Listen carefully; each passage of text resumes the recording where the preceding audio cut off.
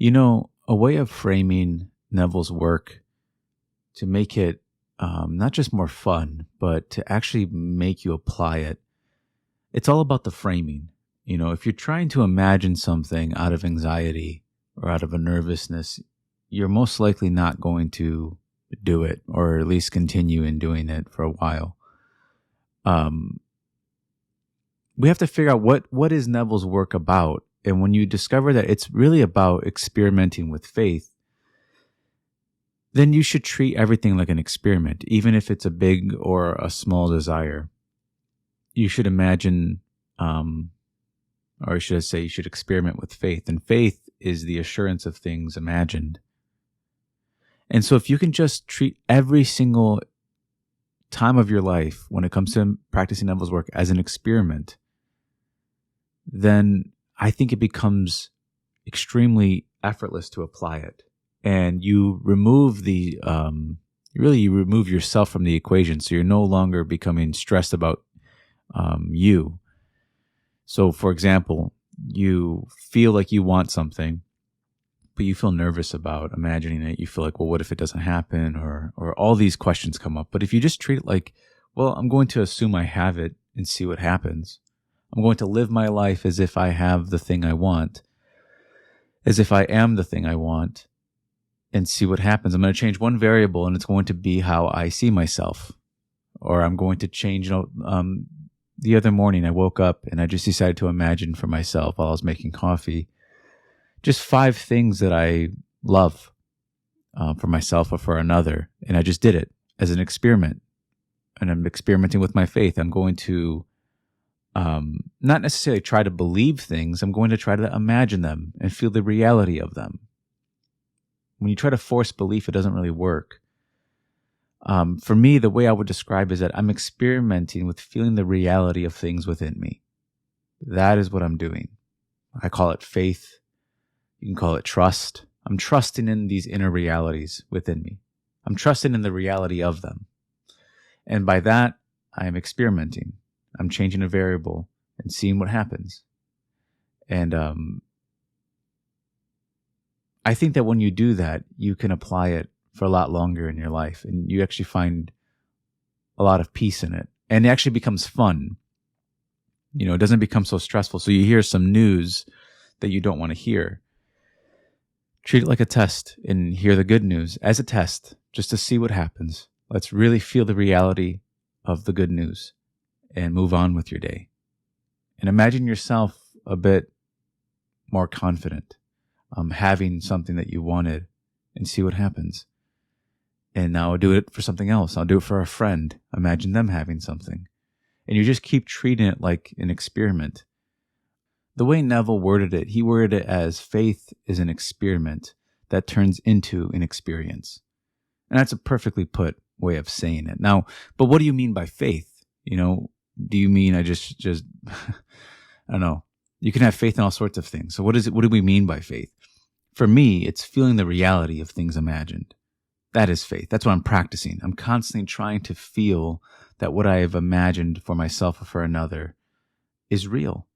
I'm trying to feel the reality of it. Because I believe things naturally when they feel real to me, right? You're listening to me right now. It feels real because you're experiencing it. So I just try to experience my imagination as reality. And that's what I'm practicing in.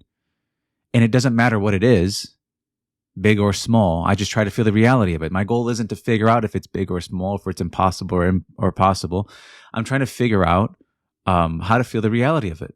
I'm trying to feel it real, regardless of circumstance, regardless if I'm shaving my face or brushing my teeth or making coffee or I just heard bad news. It doesn't really matter.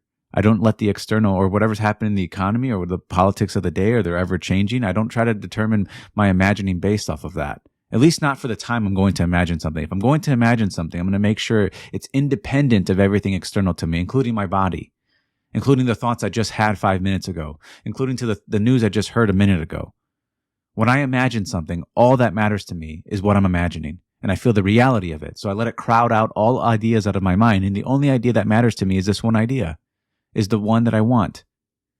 I feel the reality of that one, and I feel like I've planted my seed, and I move on with my day. And if something comes up that reminds me of the seed I planted, I just remember the work that I did internally. I just trust in my work. I trust in my internal work, and I move on again. So really, to me, this is an experiment of total, complete trust in your imagination. You're constantly trusting in it. And I wrote that. I said, Neville's work is a constant experiment of faith. I say constant because it's every day. Every day you should use your imagination to believe in something. Every day you should plant a seed of faith. Every single day. This life demands it. You don't exactly know what's going to pop up tomorrow, but something might call to your attention, and you will feel the urge to do something about it. And if you don't do it, you're going to miss it. And I've done that way too many times now to know that I shouldn't miss it, that I should act on it immediately. I should act on the news I just heard. Not later, not even an hour later. I mean, immediately. I do it right then and there. I don't even wait. That's what I'm experimenting with. That's what I find fun in Neville's work. And he says to treat it very lightly. So you should treat the experiment, constantly experimenting, lightly. Meaning that when you do imagine the reality of it, you feel the reality, it should feel relieving. It should feel opening. It should feel, like the mental weight is gone. It's just clear in the mind. Or within you, it's just clear. If you're going down the route of having constant anxiety, it's because you're not letting go of your pressures. You're actually not in the wish fulfilled. What does Neville say? He says, when I'm most aware of my pressures, that's when I yield. Meaning, when I'm most aware of my pressures, that's when I let go into imagining what I want. That's when I let go into it. That's when I fall into what I'm imagining. That's when I let it crowd out all ideas in my mind. So that's what I mean when I say it's a constant experiment of faith. That's what I mean by faith. It's a constant experiment of feeling the reality of what I'm imagining. When you treat everything like a test, not like you're going to get it wrong, but like an experiment, it becomes fun. It just does. It becomes relieving. It's not about you being perfect at it. It's just about you testing the reality. And you don't just do it one time. You don't treat it like an experiment one time and then you go back to being anxious about everything again. No, you constantly treat it like an experiment. See, what tends to happen is that people will feel relieved when they go to treat it like an experiment. They go right back into treating it harshly and putting tons of pressure on themselves. No, you always treat it that way. At any moment in time, you imagine the best for yourself and for another.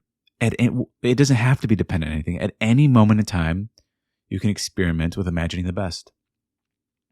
At any moment in time. And it's good news. And it's freeing news.